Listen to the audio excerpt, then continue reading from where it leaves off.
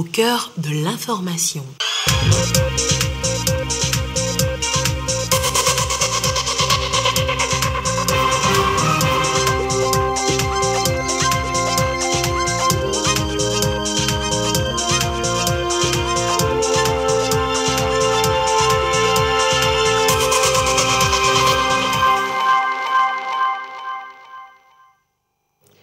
Au menu du 20h de ce 1er mars, la rentrée parlementaire délocalisée à Kara, première session ordinaire de l'année 2022. La cérémonie d'ouverture a été dirigée par la présidente de l'Assemblée nationale, Yawa Djigbodi Tchegan, en présence du Premier ministre Victoire Tomiga Dogbe.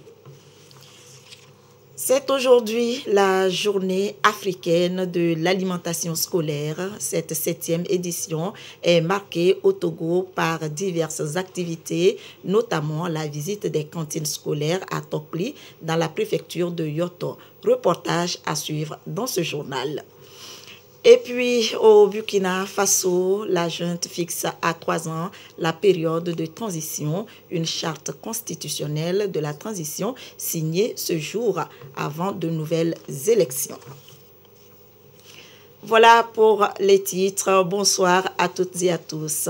Le Togo est un modèle sur le continent africain en ce qui concerne la promotion des jeunes et des femmes. Les programmes en faveur des jeunes et des femmes sont très importants.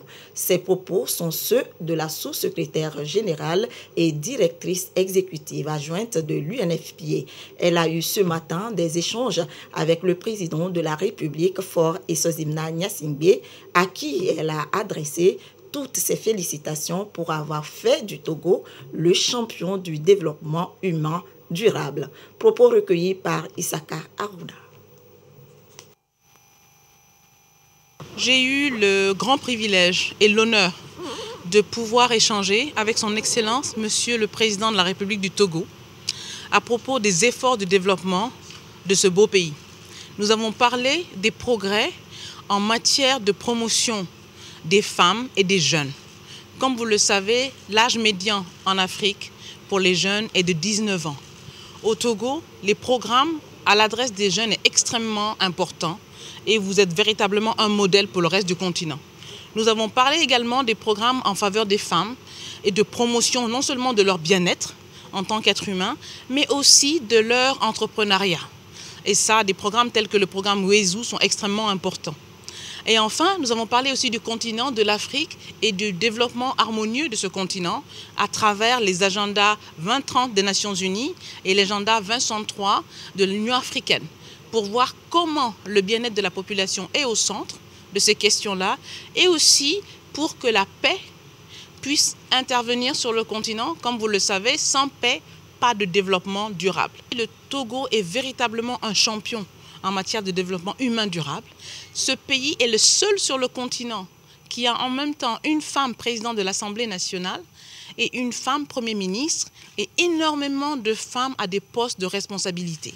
Ceci est un signal qui ne trompe pas. Je suis ici accompagnée du directeur de cabinet de la directrice exécutive, de la directrice régionale et de notre représentant de pays.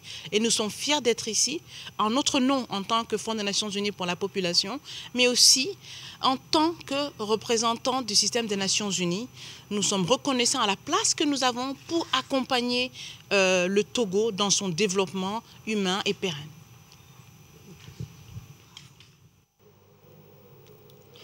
Les députés ont fait leur rentrée parlementaire ce mardi 1er mars 2022, première session ordinaire de l'année délocalisée à Kara. Cette cérémonie solennelle a été présidée par Yawa Djigbodi Tchegan, présidente de l'Assemblée nationale togolaise. Le Premier ministre Victoire Tomiga Dogbe a honoré de sa présence l'ouverture des travaux. Nestor Mouzou. La séance est ouverte. Le palais des congrès de Kara, transformé en hémicycle pour 2 jours. Les parlementaires togolais de la 6e législature ont délocalisé leurs activités, notamment l'ouverture de la première session ordinaire de l'année 2022. C'est la 2e délocalisation dans l'histoire de l'Assemblée nationale togolaise, après celle d'avril 2016 de la 5e législature. La rentrée parlementaire de cette année s'est faite en présence du Premier ministre, des membres du gouvernement, des présidents des institutions de la République et des personnalités nationales et étrangères. À l'entame de son allocution, la présidente de l'Assemblée nationale a indiqué que le principe de la délocalisation s'inscrit dans la nouvelle dynamique impulsée par le président de la République. Cette délocalisation permettra donc non seulement de renforcer l'ancrage et le rayonnement de l'Assemblée nationale dans le paysage institutionnel, mais également de consolider le pacte social qui lie le député aux citoyens. Ce sera également une occasion pour les élus d'effectuer des visites de terrain pour apprécier l'avancée des réalisations socio-économiques en cours dans la région, tout en s'imprégnant des défis restants à relever. Alors, quel plaisir d'être dans la région de la Kara. Cette terre si accueillante, si chaleureuse, si fidèle. Oui, quel bonheur de venir à la rencontre du grand peuple de la Kosa, un peuple de géants dont la bravoure, le courage, la force et l'endurance sont établis à travers les âges. L'on ne peut passer sous silence le génie de ce peuple qui lui a permis de dompter le relief escarpé et hostile à toute forme de production agricole pour parvenir à l'appropriation de la technique de la culture en terrasse. La présidente de l'Assemblée nationale a rendu hommage à Gnazingbe Yadema, père de la nation, pour l'héritage qu'il a laissé au Togo. Elle a aussi salué le président de la République pour sa vision. Comme le disait le père de la nation, je cite, « Là où le cœur est, les pieds n'hésitent pas à y aller. » Fin de citation. Comment venir dans cette ville de Kara sans s'incliner devant la mémoire du père de la nation, demander que son âme repose en paix et sans évoquer son héritage? Oui, ses œuvres lui subsistent, son héritage demeure. Il revient à chacun de nous de prendre la place qui est la sienne dans le dispositif organisationnel prévu par les textes fondamentaux, que disais-je, dans l'architecture visible et invisible de notre pays, apportant toute l'énergie positive dont nous disposons pour continuer à bâtir notre pays, le Togo. Comme nous avons l'habitude de le dire, un Togo nouveau se construit. Un nouveau leadership continue de se frayer résolument une route nouvelle pour l'espérance et la prospérité. Et ce Togo nouveau porte la marque d'un homme, un leader de son temps, dont le charisme rivalise avec sa discrétion agissante. Je voudrais donc ici rendre hommage au président de la République, son Excellence M. Faure Esazimna Gnassingbé, pour sa vision, celle de poursuivre la construction d'un Togo en paix, une nation moderne avec une croissance économique inclusive et durable.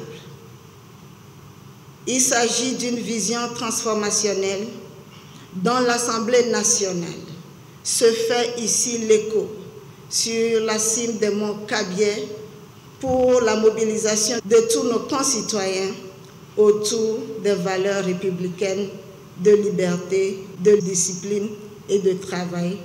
L'Assemblée nationale s'efforcera de maintenir sa participation à la réflexion collective en accordant une plus grande importance à toutes les questions et problématiques de nos sociétés, tout en demeurant efficace dans la dynamique de la prospection et de la proposition en lien avec les prérogatives constitutionnelles qui lui sont dévolues, a souligné la présidente de l'Assemblée nationale. Elle a levé le voile sur le travail qui attend les députés après cette ouverture solennelle de la première session ordinaire de l'année. Il s'agit du projet de loi modifiant la loi numéro 91-04 du 12 avril 1991 portant charte des partis politiques déposée le 31 janvier 2022. Du projet de loi portant création des collectivités territoriales régionales déposé le 31 janvier 2022. du projet de loi relatif à la police des étrangers en République togolaise déposé le 18 février 2022 et du projet de loi uniforme relative à l'activité d'affacturage dans les États membres de l'Union monétaire ouest-africaine déposé le 23 février 2022. Ces 4 projets de loi viennent s'ajouter à 12 autres projets de loi déjà en étude dans les commissions. Je nous exhorte donc à nous y consacrer avec abnégation pour amener notre production législative à un nouveau niveau de performance. Les députés de la 6e législature sont issus des élections du 20 décembre 2018. Ils sont au nombre de 91, dont 17 femmes. La rentrée parlementaire se tient à Kara. C'est une première pour cette 6e législature aux côtés des députés, des têtes couronnées et des jeunes, ce qui consolide le pacte social qui lie le député aux citoyens. Marie-Ange Bida a recueilli pour nous quelques impressions sur cette rentrée parlementaire. Regardez. C'est une joie immense pour nous que l'Assemblée puisse venir vers nous, la population, et nous livrer quand même le travail qu'ils sont appelés à faire. Nous qui sommes à Kara, d'habitude nous le suivons à la télé. Il y a certains députés qu'on connaît. On a fréquenté avec certains. On a eu la chance de les trouver aujourd'hui. Et comme ils seront dans la région, nous allons tout faire pour quand même les approcher. Et on va continuer par échanger. J'ai pu rencontrer des personnes, des hautes personnalités du Togo que je n'ai jamais rêvé peut-être rencontrer.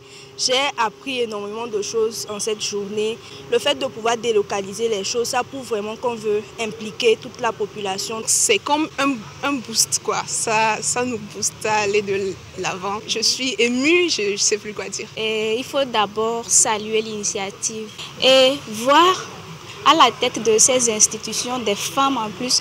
Moi, je vous assure que c'est tellement inspirant, ça m'inspire beaucoup. Je ne me suis jamais dit que j'aurais cette chance-là de pouvoir approcher ces personnes. Mais le fait de les voir, et je trouve aussi que cette session, le fait de l'avoir faite à Kara, c'est une partie de la population qui est intégrée et la population de Kara ou la région de la Kara se sent impliquée.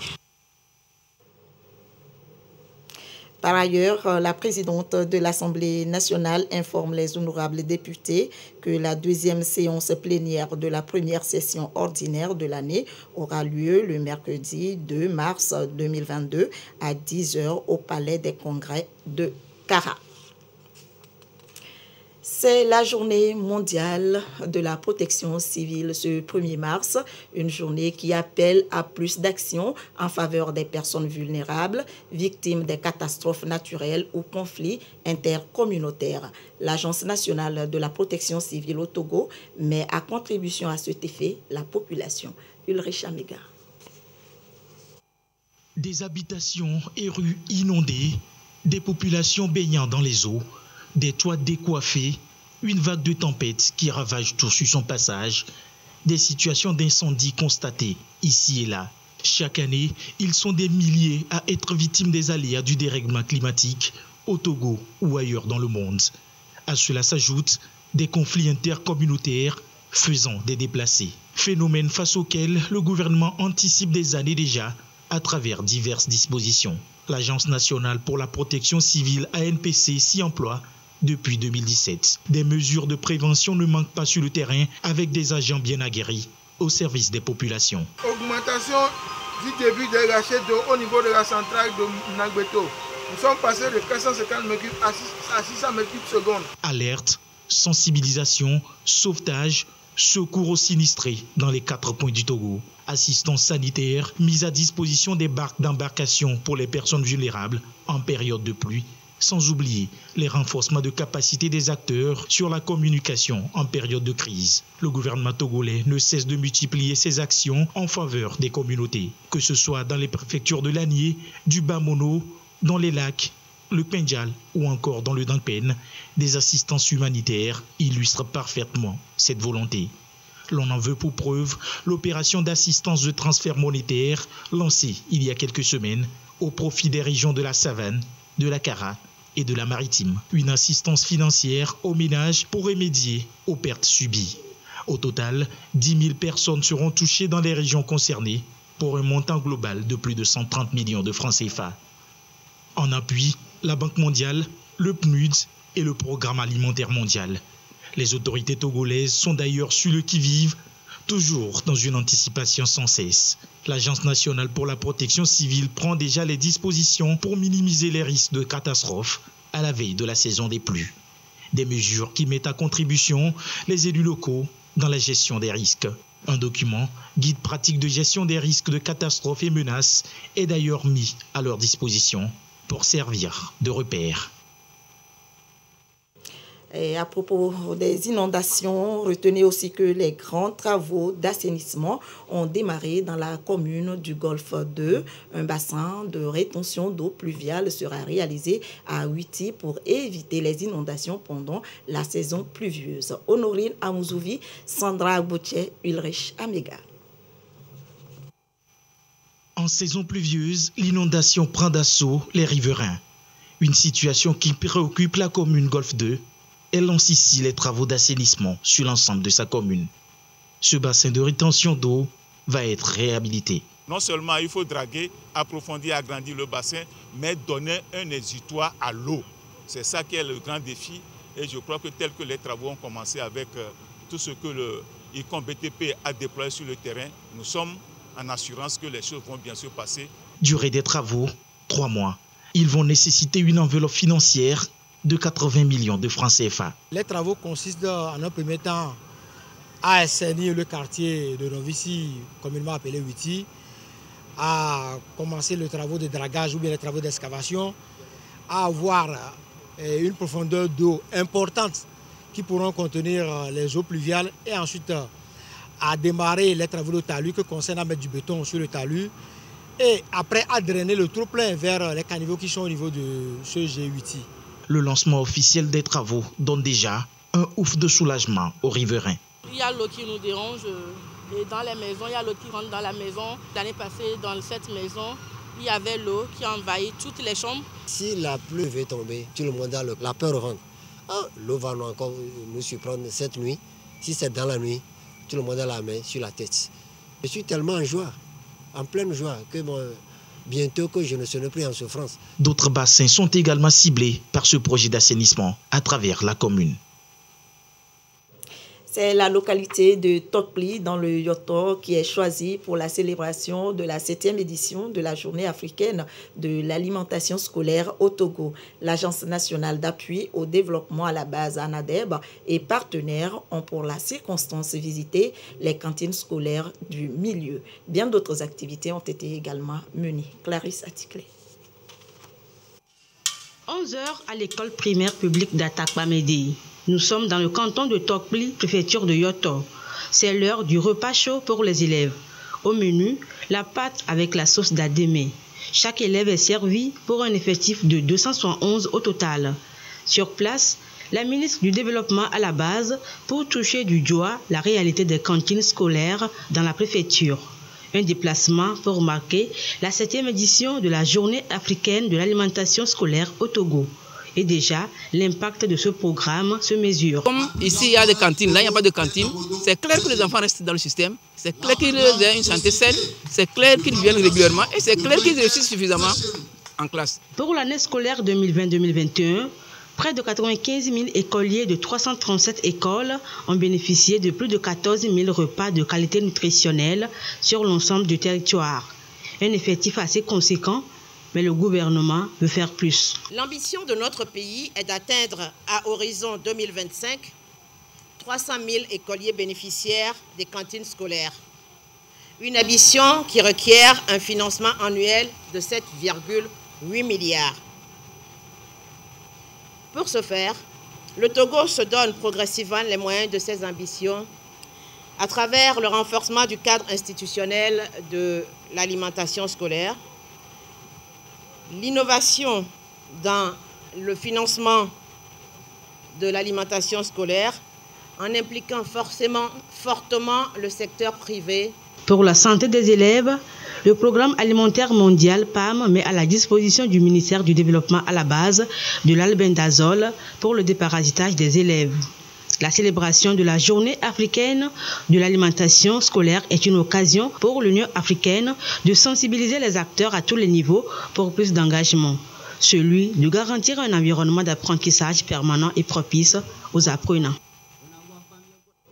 Santé et la drépanocytose, une maladie génétique très répandue. Elle se manifeste notamment par une anémie, des crises douloureuses et un risque accru d'infection. L'ONG Caring for All mène la bataille sur le terrain à travers le projet Zéro bébé drépanocytaire. L'étape de la région de la Kara avec Nestor Moussou. Selon les statistiques, au Togo, environ 6% de la population porte l'un des traits de la drépanocytose ou souffre de la maladie. Et pourtant, elle peut être évitée. Il y a un an, l'ONG Caring for All s'est engagée à lutter contre cette maladie à travers son projet Zéro bébé drépanocytaire au Togo et en Afrique. Le projet avait été lancé à Kara. Caring for All y est revenu pour poursuivre la sensibilisation sur l'intérêt du dépistage. Moi, j'ai une histoire personnelle avec cette maladie. Donc je pense qu'il faut sensibiliser pour mettre nos jeunes la puce à l'oreille, comme quoi c'est une maladie qu'on peut éviter, puisque c'est une maladie qui fait hyper mal, qui écoute, qui dérange les parents, qui fait très très mal aux enfants. Donc voilà pourquoi je tiens à sensibiliser mes frères et sœurs, afin qu'ils puissent faire le test qui peut déterminer leur statut pour pouvoir choisir les partenaires qu'il faut pour faire des enfants en bonne santé. La drépanocytose, communément appelée hématie, est une maladie héréditaire due à une anomalie de l'hémoglobine qui transporte le sang des alvéoles vers les tissus. On est malade lorsqu'on a reçu des parents, un des allèles ou un des chromosomes qui est malade. Et donc on a deux fois les deux chromosomes qui portent l'anomalie. Et lorsqu'on est malade, la maladie se manifeste donc par des douleurs, souvent osseuses et articulaires. C'est le premier signe.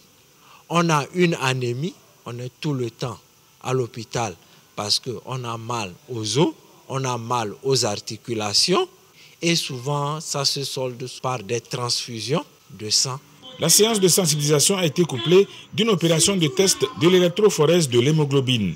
Plusieurs personnes ont saisi l'occasion pour se soumettre à ce test pour connaître l'état de leur hémoglobine et savoir le comportement qu'il faut adopter. À l'étranger, au Burkina Faso, la durée de la transition est fixée à 3 ans. Après plusieurs heures de discussion, les 350 délégués ont adopté la charte de la transition qui a été ensuite signée par le président.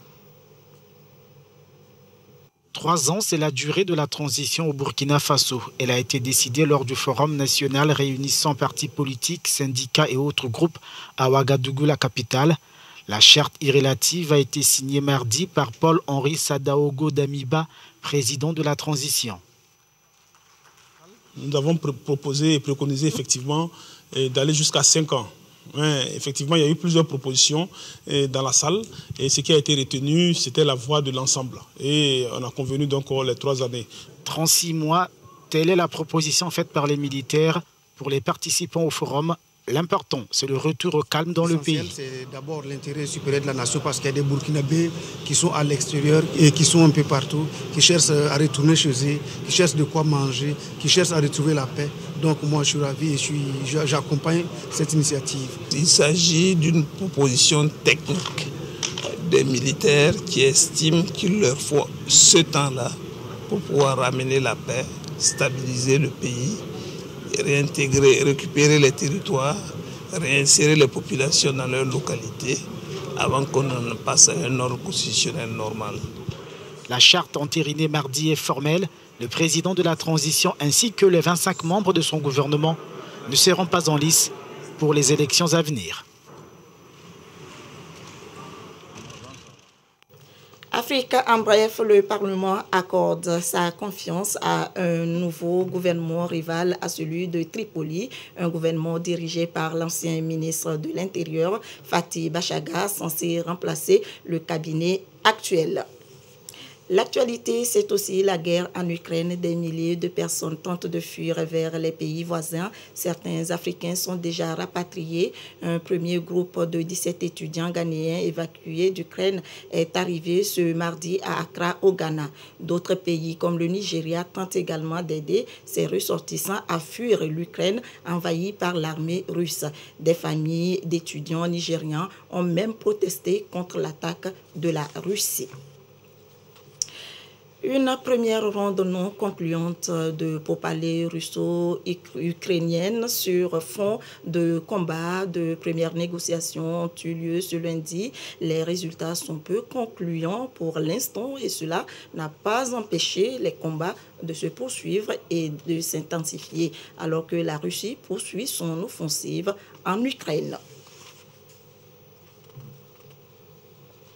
Ils sont arrivés en hélicoptère militaire au 5e jour de la guerre. Première rencontre diplomatique sous haute sécurité entre Ukrainiens et Russes. Les présidents Zelensky et Poutine sont absents. Ils ont envoyé leurs émissaires face à face. À gauche, Vladimir Medinsky, le négociateur envoyé par Moscou. À droite, Oleksiy Reznikov, ministre ukrainien de la Défense. Des pourparlers en territoire biélorusse, fidèle allié du maître du Kremlin. Vous pouvez vous sentir ici en toute sécurité. Le président Loukachenko espère sincèrement que les négociations permettront de trouver ici une issue à la crise. Un échange à huis clos pendant près de 6 heures. Pas de cessez-le-feu, aucune avancée, mais les deux parties ont prévu de se revoir. Nous avons convenu de poursuivre le processus de négociation. La prochaine réunion aura lieu dans les prochains jours. Mais y a-t-il quelque chose à négocier? L'entente est-elle possible tant les deux pays campent sur leur position? Pendant ce temps-là, Emmanuel Macron et Vladimir Poutine se sont entretenus par téléphone. Les exigences de la Russie sont claires. Poutine demande la reconnaissance de la Crimée comme un territoire russe, la dénazification de l'Ukraine et sa démilitarisation. En signant ce document, le président ukrainien demande, lui, en urgence, une adhésion à l'Union européenne. Retour au Togo et on va parler de la protection de l'environnement et la mise en terre des plants de manguiers pour marquer le 25e anniversaire de l'association Inner Wheel Club, une corporation de femmes œuvrant pour le bien-être de la fille, la femme et l'enfant déshérité. Immaculée Baoué Abalo, reportage présenté par Eli Agba Nyadao. 25 plants de manguiers mis en terre au carrefour bleu d'Agoignivé. Une action pour marquer les 25 ans de Inner Wheel Club International. Sa mission, soutenir la jeune fille, la femme et l'enfant déshérité. Nous avons décidé de planter des arbres pour embellir le terre-plein central et apporter de l'ombre à la population et des fruits également. On remarque qu'il n'y a pas assez d'arbres. Donc pourquoi ne pas apporter notre pierre en plantant des arbres pour amener de l'ombre et amener les riverains aussi à faire comme nous. Par cette action, l'association Inner Wheel Club veut contribuer davantage au développement durable par la lutte contre les effets de serre. Nous participons au développement durable. Voilà pourquoi nous sollicitons de vive cœur la population d'Agoué, surtout les riverains, à nous aider à ce que cette action soit réussie. L'association Inner Wheel Club International mène de nombreuses activités dans bien de domaines pour le bien-être des populations. Sa prochaine activité ce 8 mars, participer à la santé de la fille à travers une opération gratuite de campagne de dépistage du col de l'utérus. À propos du Covid-19, à ce jour, mardi 1er mars 2022, la situation de la pandémie au nouveau coronavirus au Togo se présente comme suit. Le nombre de cas confirmés est de 36 808, 2 nouveaux cas depuis hier. Le nombre de personnes guéries est de 36 414, 4 nouveaux guéris depuis hier. Le nombre de cas actifs est de 122. et le nombre de décès est de 272. Et c'est signé le ministre de la Santé, de l'Hygiène publique et de l'Accès universel aux soins, professeur Moustapha Mijiawa. Et c'est la fin de ce journal. Merci de l'avoir suivi. L'édition de 22h30 sera présentée par Yata Aratem. Je vous souhaite une très belle soirée.